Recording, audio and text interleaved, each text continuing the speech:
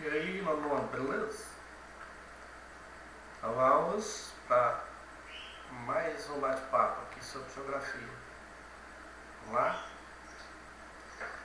O tema de hoje é Geografia no ano Rússia.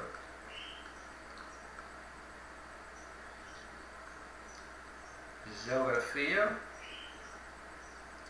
Colégio Estadual Simão Bolívar, Geografia, professor eu.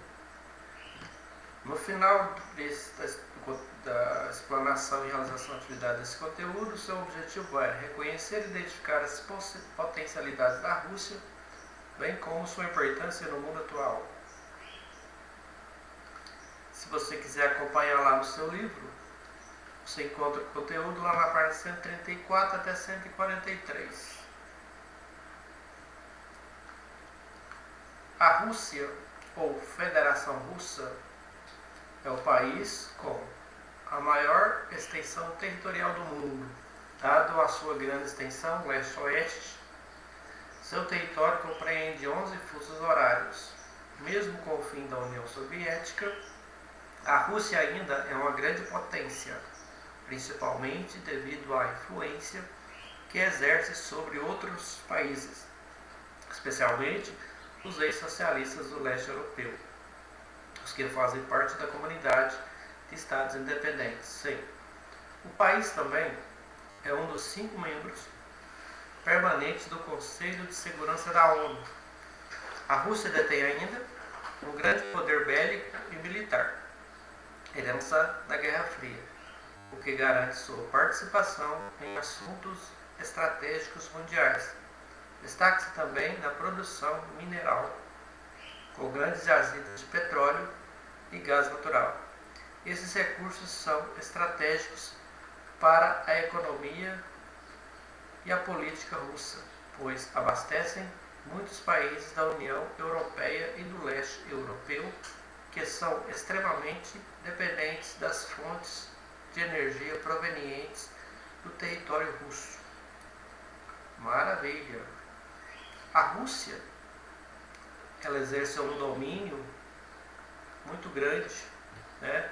Lá na época do mundo bipolar, Guerra Fria, Estados Unidos e União Soviética. Uai, que ligação tem a Rússia com a União Soviética? Estados Unidos é um país só, e a Rússia era formada por 17 nações. A União Soviética, desculpa, era formada por 17 nações. E a Rússia era o principal deles, né? Vamos dizer assim, era o chefe deles, né? Tinha maior poder dentro desse bloco socialista, né? E a Rússia tem uma grande extensão territorial, tá? De leste a oeste. Leste a oeste é na horizontal, tá? Ocupa 11 fusos horários, que é gigante o tamanho territorial, tá? Você sabe que a União Soviética ela acabou, ela não existe mais, o bloco acabou. Em 1991 foi a derrocada do bloco socialista. Ele se separou, formou a CEI, Comunidade de Estados Independentes, né? Então, e a Rússia, mesmo assim, tá, é uma grande potência. Ela exerce influência principalmente sobre os países da ex-União Soviética e também os países da CEI, Comunidade de Estados Independentes. É um dos 5 membros permanentes do Conselho de Segurança da ONU. Por causa da herança da Segunda Guerra Mundial e da Guerra Fria, porque a Guerra Fria não foi uma batalha armada, vocês sabem disso, né? Foi uma batalha de conflitos, de interesses econômicos, uma batalha ideológica. E esses países, tanto a União Soviética quanto os Estados Unidos, eles se armaram, né? Por quê? Com medo de um conflito bélico, conflito armado. Então eles foram se armando. E nesse período da Guerra Fria, a Rússia então formou um grande arsenal bélico militar, tá? E ela, nos assuntos estratégicos militares do mundo, ela tem uma participação eficaz e efetiva, tá? E além do mais, por o território ser muito grande, ela tem muita jazida, né, de petróleo e gás natural, tá? Se tornou um recurso estratégico para a economia russa, né, a economia política russa, Porque alguns países não têm essas jazidas. Então a Rússia fornece esses elementos naturais, né, para esses países.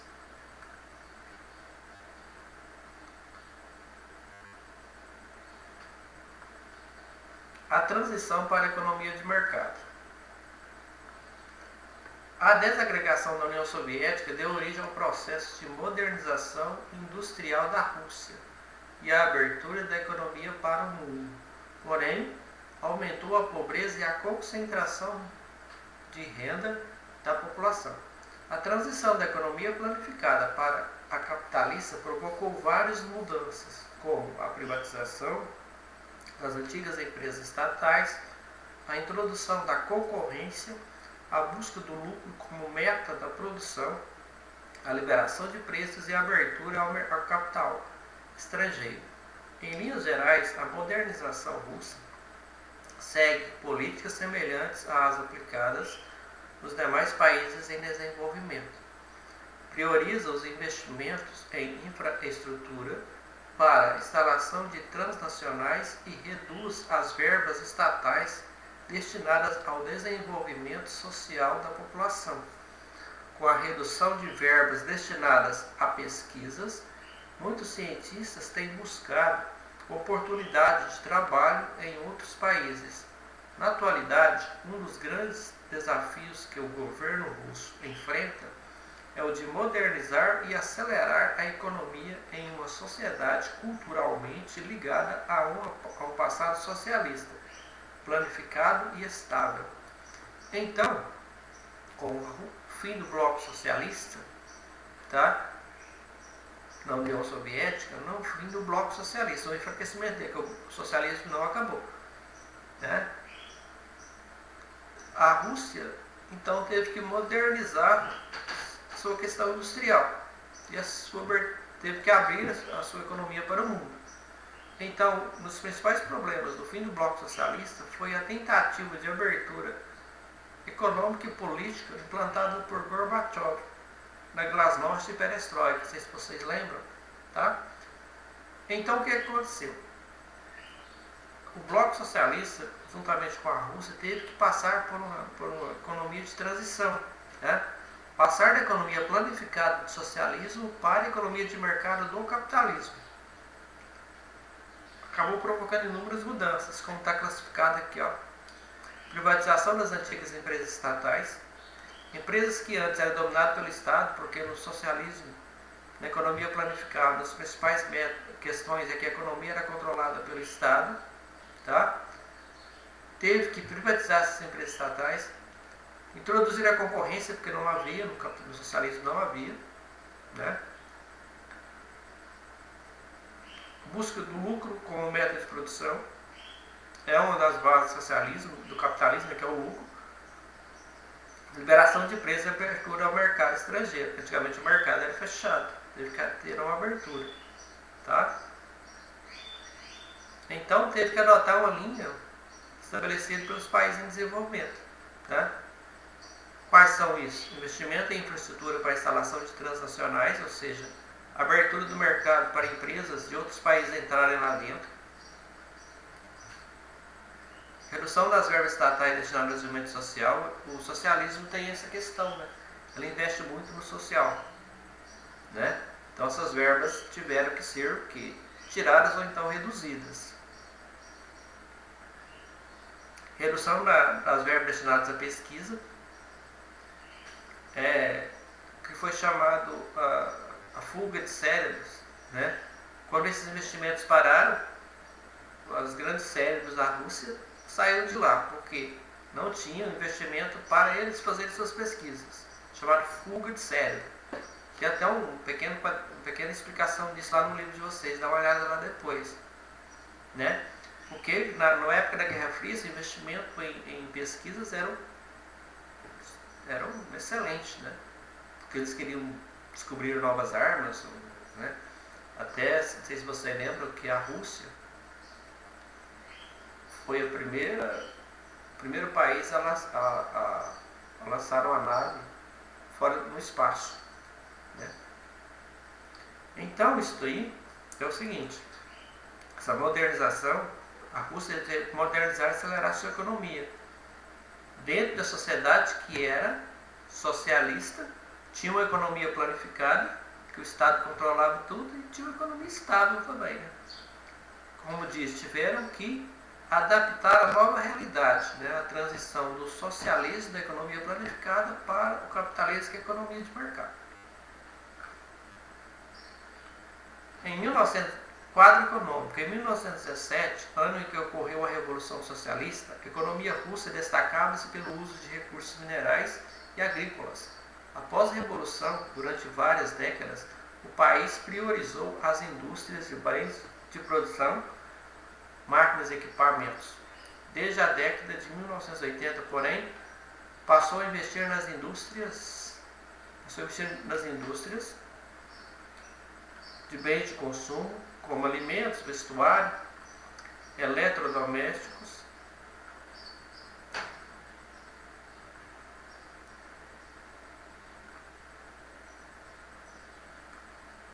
então isso é uma questão bastante interessante, né? Porque dentro do atual quadro econômico, a Rússia teve que, né, dar seus pulos, na verdade. Sabemos que a Rússia participou da Primeira e Segunda Guerra Mundial. A Primeira Guerra Mundial, 1914 e 1918. Esse 1917 que tem plena Primeira Guerra Mundial, né? 14 e 18. A Rússia fez sua Revolução Socialista, a Revolução Bolchevique, em plena Primeira Guerra Mundial. Ela teve que sair da Primeira Guerra Mundial para fazer sua Revolução interna. Tá? Naquela época, né? Antes de 1917, o poder russo era controlado pelo poder czarista, no caso Nicolau II. Então, o partido bolchevique, que era o partido da maioria dos trabalhadores, liderados por Lenin, fez uma revolução interna, né? Naquela época, em 1917, os principais recursos econômicos da Rússia eram os recursos minerais e agrícolas. Após a revolução, durante algumas décadas, o país passou a priorizar o quê? As indústrias de bens de produção, máquinas e equipamentos. Em 1980, passou a investir em indústrias de bens de consumo, como alimentos, vestuário e eletrodomésticos, né? Porque as indústrias de bens de produção, né, tiveram que dar lugar, algumas delas, para indústrias de bens de consumo. Agropecuária. Agropecuária é atividade importante para a economia russa. Apesar das dificuldades enfrentadas com os invernos prolongados e rigorosos, os principais cultivos são trigo, centeio, beterraba, açucareira, linho, algodão, girassol e cevada. Na atividade pecuária destacam-se os rebanhos bovinos, ovinos e suínos. Então, a Rússia, ela tem um grave problema relacionado ao clima, né? Se você for olhar no mapa, a Rússia está na região temperada e região glacial ártica. Clima muito pesado, muito frio, né? Inverno prolongado e rigoroso. E destaca na produção de alguns produtos agrícolas, né? Foi colocado aqui: trigo, centeio, beterraba, açucareira, linho, algodão, girassol e cevada. Na pecuária tem rebanho bovino, ovino e suíno. Recursos minerais. A vastidão do território russo e a variada formação geológica, responsável pela presença de um rico subsolo, as jazidas de petróleo e de gás são abundantes e fazem da Rússia a terceira maior produtora de petróleo e a segunda produtora de gás natural do mundo. Esses recursos são fundamentais para o abastecimento de energia e matéria-prima às indústrias químicas. As indústrias química, mecânica e pesada russas. A Rússia também se tornou grande fornecedora de gás natural aos países europeus. A distribuição do gás ocorre por meio de gasodutos. O país também está entre os 5 maiores produtores mundiais de diamantes, minério de ferro, níquel, potássio e urânio. Então, os solo da Rússia é bastante privilegiado, né? Devido ao seu território grande, devido à sua formação geológica. O que é essa formação geológica? A formação do solo durante um longo período de tempo, tá? Um solo rico, ou subsolo rico, em petróleo e gás natural, que são abundantes, né? É um produto econômico que mantém a economia russa, porque fornece esses produtos, gás natural e petróleo, para os países da Europa, tá? E também fornece e ajuda as suas indústrias internas, a química, mecânica e pesada. E também destaques na produção de quê? De diamante. Minério de ferro, níquel, potássio e urânio. O urânio, que é o principal produto para a usina nuclear, elementos radioativos.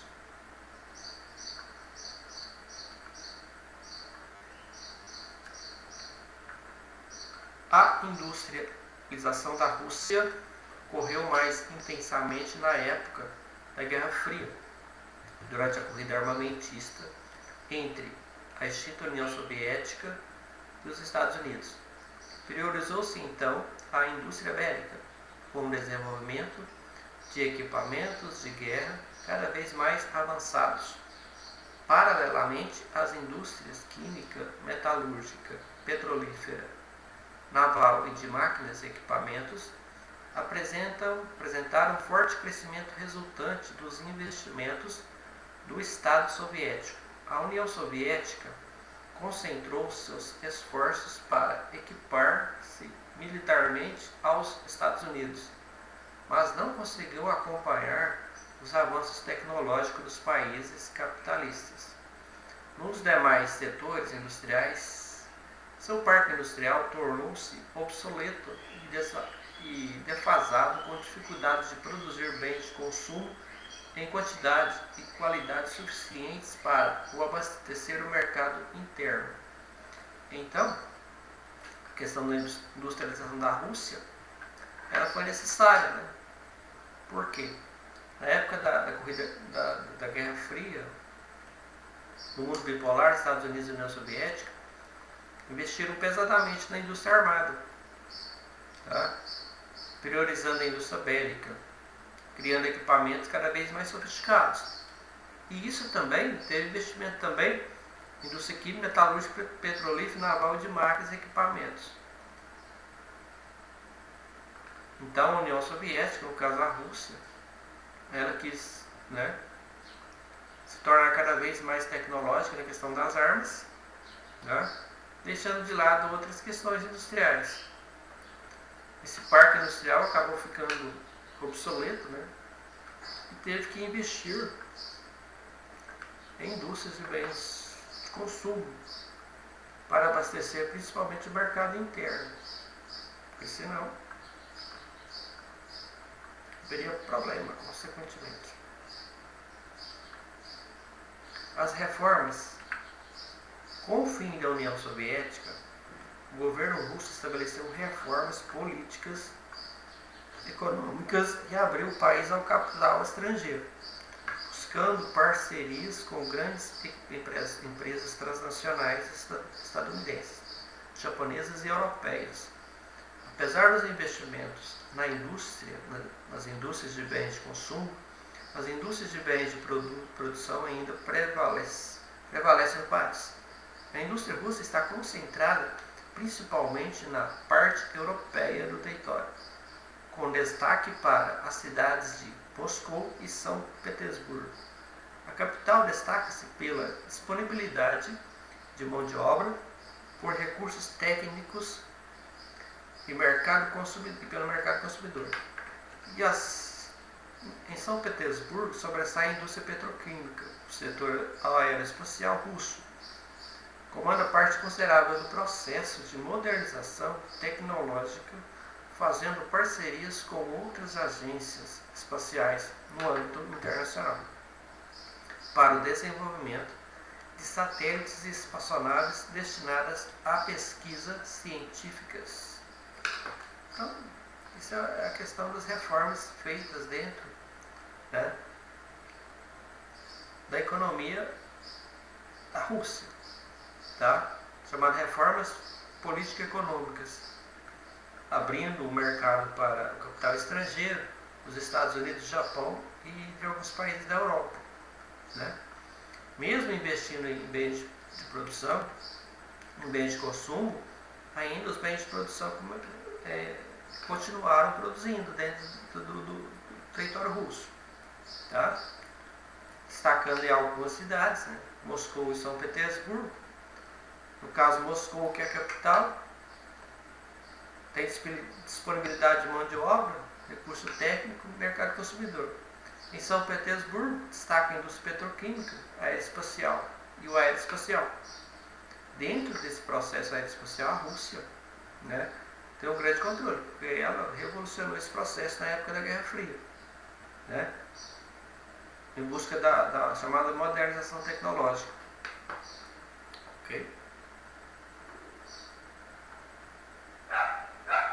Potência regional. Embora não tenha o mesmo poder de décadas anteriores, hoje a Rússia ocupa um lugar de destaque no cenário mundial. O país faz parte do Conselho de Segurança da ONU. É um dos 5 membros permanentes do Conselho, junto de Estados Unidos, Reino Unido, França e China. Países que têm poder de veto, ou seja, podem se opor a questões levadas ao Conselho e influenciar vigorosamente na tomada de decisões. O arsenal nuclear da Rússia é considerável, bem como seu poderio militar e seu grande exército.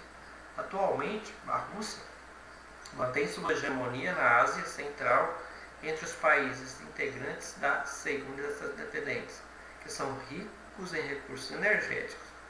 Os russos consideram importante manter sua influência na região para impedir o avanço dos Estados Unidos e da China, que tem interesse nessa área estratégica. Então a Rússia, até hoje, ela tem, né, considerada uma grande potência, não só regional, mas mundial também, né? Porque ela tem, né, como herança da Guerra Fria, né, muito poder bélico ainda, principalmente arsenal nuclear.